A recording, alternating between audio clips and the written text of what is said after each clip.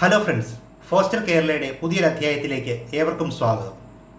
നമ്മളിന്ന് നോക്കാൻ പോകുന്നത് വാസ്തു എന്ന് പറയുന്ന ശാസ്ത്രത്തെക്കുറിച്ചാണ്. അപ്പോൾ വാസ്തുശാസ്ത്രം എന്ന് പറയുന്നത് വാസ്തവത്തിൽ എന്താണ്, എങ്ങനെയാണ്, എവിടെയാണ്, എപ്പോഴാണ് ഉപയോഗിക്കേണ്ടത് എന്ന് നമ്മൾ ഒന്നറിഞ്ഞിരിക്കണം. വാസ്തവത്തിൽ വാസ്തുശാസ്ത്രം എന്ന് പറയുന്നത് പണ്ട് കാലത്ത് നമ്മളുടെ പൂർവികർ അവരുടെ ഒരു പ്രത്യേക കാര്യത്തിന് വേണ്ടി, അല്ലെങ്കിൽ നമ്മളുടെ ഒരു മനുഷ്യാലയം നിർമ്മിക്കുന്നതിന് വേണ്ടി ഒരു സ്റ്റാൻഡേർഡൈസേഷൻ പ്രൊസീജിയർ അഥവാ ഏകീകരണ സംവിധാനം എന്ന് പറയുന്ന രീതിയിൽ കണ്ടെത്തിയതാണ് വാസ്തവത്തിൽ വാസ്തുശാസ്ത്രം എന്ന് പറയുന്ന പ്രധാന കാര്യം. അപ്പോൾ ഈ വാസ്തുശാസ്ത്രം എന്ന് പറയുന്നതിൽ നമ്മൾ പലതരത്തിലുള്ള രീതികളും കണ്ടിട്ടുണ്ട്.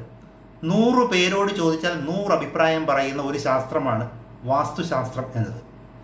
ഇതിൽ ഒരു ഹൈന്ദവ ആചാരപ്രകാരമുള്ള ഒരു ദേവതാ സങ്കല്പങ്ങളും അങ്ങനെയുള്ള പല കാര്യങ്ങളും പണ്ട് പുരാതന കാലം മുതലേ അനുവർത്തിച്ചു വന്നതാണ്.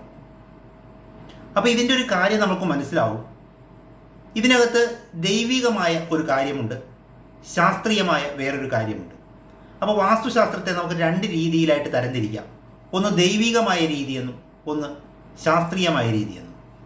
അപ്പോൾ പലരും അഭിപ്രായപ്പെടും ഇതൊരു ശാസ്ത്രമൊന്നുമല്ല, ഇത് ശാസ്ത്രീയവുമല്ല എന്നൊക്കെ പറയും.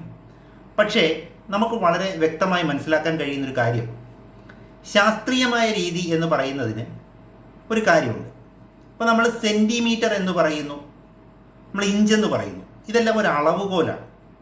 ഇതുപോലെ വാസ്തുശാസ്ത്രത്തിൽ കോൽ എന്ന് പറയുന്ന ഒരു കണക്കിനെ ബേസ് ചെയ്തിട്ടാണ് കാര്യങ്ങളെല്ലാം പറഞ്ഞിരിക്കുന്നത്.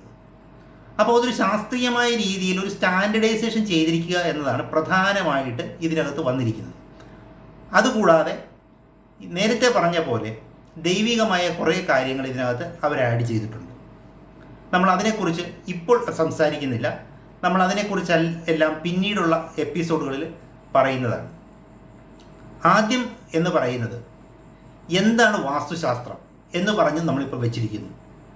രണ്ടാമത് എങ്ങനെയാണ് വാസ്തുശാസ്ത്രം. വാസ്തുശാസ്ത്രം എന്ന് പറയുന്നത് എന്തെല്ലാം രീതിയിൽ ഉപയോഗിക്കണമെന്നുള്ളത് നമ്മൾ ഓരോരുത്തരുമാണ് തീരുമാനിക്കേണ്ടത്. നമുക്കൊരു വിശ്വാസമുണ്ടെങ്കിൽ ആ വിശ്വാസത്തിൻ്റെ അടിസ്ഥാനത്തിൽ നമുക്ക് വേണമെങ്കിൽ ഇതിനെ ഉപയോഗിക്കാം. അല്ലാതെ നമുക്ക് വേണമെന്നുണ്ടെങ്കിൽ ഇതിനെ ശാസ്ത്രീയമായ രീതിയിൽ ഇതിൻ്റെ കണക്കുകളും ഇതിൻ്റെ അളവുകോലുകളും മാത്രം ഉപയോഗിച്ച് നമുക്ക് ചെയ്യാം. അപ്പോൾ ഏതാണോ നമ്മൾ ഉപയോഗിക്കാൻ തീരുമാനിക്കുന്നത് എന്നതിനെ അടിസ്ഥാനമാക്കിയാണ് വാസ്തുശാസ്ത്രം ഏത് രീതിയിൽ പോകണം എന്ന് നമ്മൾ പറയേണ്ടത്.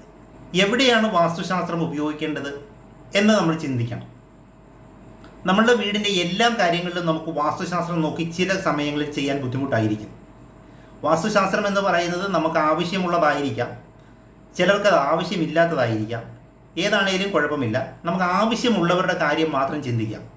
ആവശ്യമുള്ളവർക്ക് ഇതിലെവിടെയെല്ലാമാണ് നമുക്ക് ആവശ്യം എന്നതിനെക്കുറിച്ച് നമുക്ക് ചിന്തിക്കാം.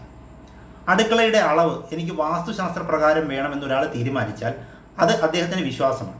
അപ്പോൾ ഒരു കാരണവശാലും അദ്ദേഹത്തെ കുറ്റം പറയാൻ പറ്റില്ല. ഇപ്പോൾ നമ്മൾ വാസ്തുശാസ്ത്ര പ്രകാരം ഒരു അടുക്കളയുടെ കണക്കുണ്ടാക്കി കൊടുക്കുന്നു. അതുപോലെ തന്നെ കിടപ്പുമുറി, ബെഡ്റൂമിൻ്റെ ഒരു സ്ഥാനം അല്ലെങ്കിൽ ബെഡ്റൂമിൻ്റെ ഒരു അളവ്, ഇത് നമ്മൾ ചെയ്തു കൊടുക്കുന്നു.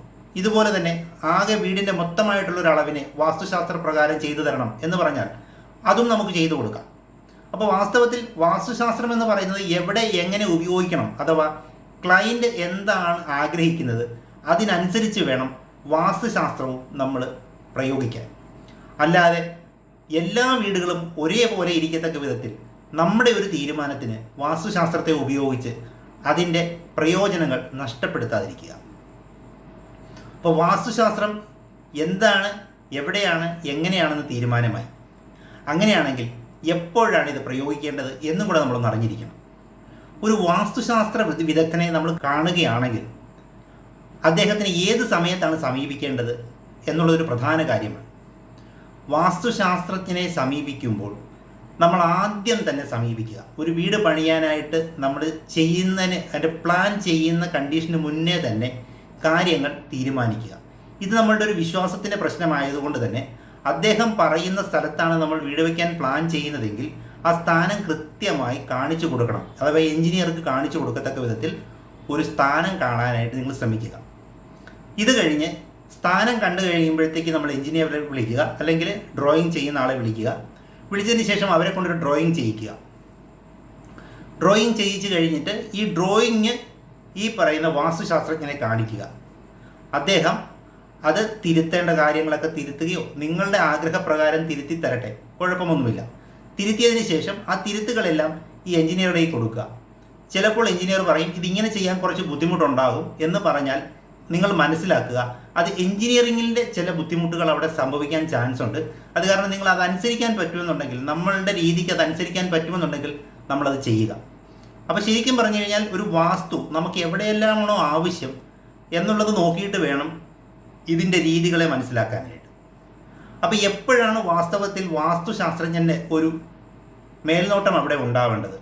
വാസ്തവത്തിൽ അത് പ്രധാനമായിട്ട് വേണ്ടത് ഈ പറയുന്ന പ്ലാൻ വരയ്ക്കുന്നതിന് മുൻപും അതിനുശേഷം പ്ലാൻ വരച്ചതിന് ശേഷം എന്തെങ്കിലും തിരുത്തുകളുണ്ടെങ്കിൽ തിരുത്തുകയും.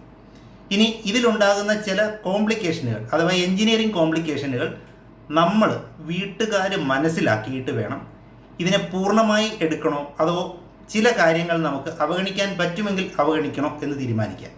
അപ്പോൾ നമ്മൾ ചെയ്യേണ്ട ഒരു പ്രധാന കാര്യം എന്ന് പറഞ്ഞു കഴിഞ്ഞാൽ, വാസ്തു എന്ന് പറയുന്നത് വളരെ വ്യക്തവും കൃത്യവുമായ ഒരു സാധനം ആണ്, അല്ലെങ്കിൽ ഒരു ശാസ്ത്രമാണ് എന്ന് നമ്മൾ മനസ്സിലാക്കിയിട്ടുണ്ടെങ്കിൽ, അല്ലെങ്കിൽ നമ്മളതിൽ വിശ്വസിക്കുന്നുണ്ടെങ്കിൽ നമ്മൾക്ക് പൂർണ്ണമായി ഇതിനെ ഉൾക്കൊള്ളാൻ സാധിക്കുകയില്ല എന്ന് ആദ്യം നിങ്ങൾ മനസ്സിലാക്കുക. എല്ലാ കാര്യങ്ങളും ഉൾക്കൊള്ളിച്ച്, അഥവാ ഒരു പുസ്തകത്തിൽ, വാസ്തുശാസ്ത്ര പുസ്തകത്തിൽ പറഞ്ഞിരിക്കുന്ന എല്ലാ കാര്യങ്ങളും ഉൾക്കൊള്ളിച്ച് നമുക്കൊരു വീട് വയ്ക്കുക എന്ന് പറയുന്നത് അത്ര എളുപ്പമുള്ള കാര്യമല്ല. അപ്പോൾ അതുകൊണ്ട് തന്നെ നമുക്ക് ഒഴിവാക്കാൻ പറ്റാവുന്ന മാക്സിമം കാര്യങ്ങൾ നമ്മളുടെ വീടിൻ്റെ ഭംഗിക്കും എഞ്ചിനീയറിങ്ങിൻ്റെ സുഗമമായ നടത്തിപ്പിനും വേണ്ടി നമ്മൾ ഒഴിവാക്കാൻ പറ്റുന്ന കാര്യങ്ങളെ കൃത്യമായി ഒഴിവാക്കി കൊടുക്കുക. എഞ്ചിനീയർമാർ പറയുന്നത് വളരെ കൃത്യമായിരിക്കാൻ ചാൻസസ് ഉണ്ട്. കാര്യം അവർ കമ്പ്യൂട്ടർ സഹായത്തോടുകൂടി ആയിരിക്കും വരയ്ക്കുന്നത്. അപ്പോൾ അവർക്ക് കൃത്യമായ കാര്യങ്ങൾ മനസ്സിലാവും. ഇന്ന സ്ഥലത്ത് ബീം വേണ്ടി വരും, അല്ലെങ്കിൽ ഇന്ന സ്ഥലത്ത് ഒരു പില്ലർ വേണ്ടി വരും. അവിടെ അങ്ങനെ വെച്ചില്ലെങ്കിൽ, അല്ലെങ്കിൽ ആ ഒരു ഡ്രോയിങ്ങിൽ ഒരു വോൾ ഇല്ലെങ്കിൽ അവിടെ വെയിറ്റിനെ കറക്റ്റ് ചെയ്യാൻ ബുദ്ധിമുട്ടാണ്. ഇങ്ങനെയൊക്കെയുള്ള ചില പ്രശ്നങ്ങളൊക്കെ ഉണ്ടാവാൻ ചാൻസസ് ഉണ്ട്. അപ്പോൾ അതെല്ലാം നമ്മളൊന്ന് മനസ്സിലാക്കിയിട്ട് ക്ലയൻറ്റും കൂടെ ഒന്ന് സപ്പോർട്ട് ചെയ്താൽ മാത്രമേ ഇതിനെല്ലാത്തിനും കൂടെ ഒരു തീരുമാനം ഉണ്ടാക്കാൻ പറ്റുകയുള്ളൂ. ഇങ്ങനെ അല്ലാതെ എൻജിനീയറിംഗ് എല്ലാം കഴിഞ്ഞു, ഫൗണ്ടേഷനും കെട്ടിക്കഴിഞ്ഞിട്ട് നമ്മളൊരു വാസ്തുശാസ്ത്രജ്ഞനെ വിളിച്ചുകൊണ്ട് വന്നാൽ ഉണ്ടാകുന്ന പല പ്രശ്നങ്ങളും നമ്മൾ പിന്നീട് അനുഭവിക്കേണ്ടി വരും. പ്രധാന പ്രശ്നം എന്ന് വെച്ച് കഴിഞ്ഞാൽ, അദ്ദേഹം പൊളിക്കാൻ പറയുന്നതെല്ലാം പൊളിക്കേണ്ടി വരും, പുതിയതായിട്ട് നിർമ്മിക്കാൻ പറയുന്നതെല്ലാം നിർമ്മിക്കേണ്ടി വരും. ഇത് നമ്മുടെ വീടിൻ്റെ എലിവേഷനെ ബാധിക്കും, പ്ലാനിനെ ബാധിക്കും, സ്ട്രെങ്ത്തിനെ ബാധിക്കും. അങ്ങനെയുള്ള പല പ്രശ്നങ്ങളും നമ്മൾ അനുഭവിക്കും. ഇനി ഒരു വാസ്തുശാസ്ത്രജ്ഞനെ വിളിച്ചു കൊണ്ടുവന്ന് നിങ്ങൾ കാണിച്ചു, അദ്ദേഹം പറഞ്ഞതൊന്നും നമുക്ക് ഇഷ്ടപ്പെട്ടില്ല, വേറൊരാളെ വിളിച്ചുകൊണ്ട് വന്ന് കാണിച്ചാൽ രണ്ടുപേരും പറയുന്നത് രണ്ട് തരത്തിലായിരിക്കും. അപ്പോൾ നമുക്ക് കൺഫ്യൂഷനാവും.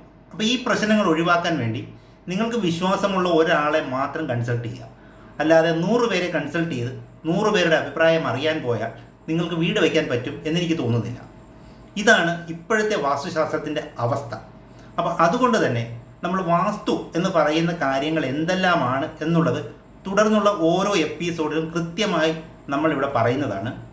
ഒരു 400ഓളം വരുന്ന പുസ്തകങ്ങളിൽ നിന്നും അതിനകത്ത് എല്ലാത്തിനകത്തും കൃത്യമായി പറഞ്ഞിരിക്കുന്ന, ഏകദേശം ഒരേപോലെ പറഞ്ഞിരിക്കുന്ന കാര്യങ്ങളെ മാത്രം നമ്മൾ ഏകീകരിച്ച് ആണ് ഈ വീഡിയോകൾ ചെയ്യാൻ പ്ലാൻ ഇട്ടിരിക്കുന്നത്. അപ്പോൾ അതുകൊണ്ട് തന്നെ നമ്മൾ ഈ ഓരോ വീഡിയോയിലും ഓരോ ഭാഗത്തെക്കുറിച്ച് പറയുമ്പോൾ നിങ്ങളത് മനസ്സിലാക്കാൻ സാധിക്കുമെങ്കിൽ, വളരെ കൃത്യമായി നമുക്ക് മനസ്സിലാക്കുകയാണെങ്കിൽ, നമുക്കൊരു വീട് വയ്ക്കാനായിട്ട് പോകുമ്പോഴോ അല്ലെങ്കിൽ ഒരു വീടിനെ കുറിച്ച് നമ്മൾ പിന്നീട് മാറ്റങ്ങൾ വരുത്താൻ പോകുമ്പോഴോ നമ്മളുടെ ചിന്തകളെ ഒന്നുകൂടെ കൃത്യമാക്കാൻ നമുക്ക് സാധിക്കും. അപ്പോൾ വാസ്തുശാസ്ത്രം എന്ന് പറയുന്നത് ആരെയും ബുദ്ധിമുട്ടിക്കാനുള്ള ഒരു ശാസ്ത്രമല്ല. ഇത് വാസ്തവത്തിൽ എല്ലാവരെയും സംരക്ഷിക്കാൻ വേണ്ടിയിട്ടുള്ളൊരു ശാസ്ത്രമായി കൊണ്ടു നടക്കണമെന്നാണ് എൻ്റെ അഭിപ്രായം. ഇതുപോലെയുള്ള ഒരു പുതിയ വീഡിയോയുമായി കാണുന്നതുവരെ ഏവർക്കും നമസ്കാരം.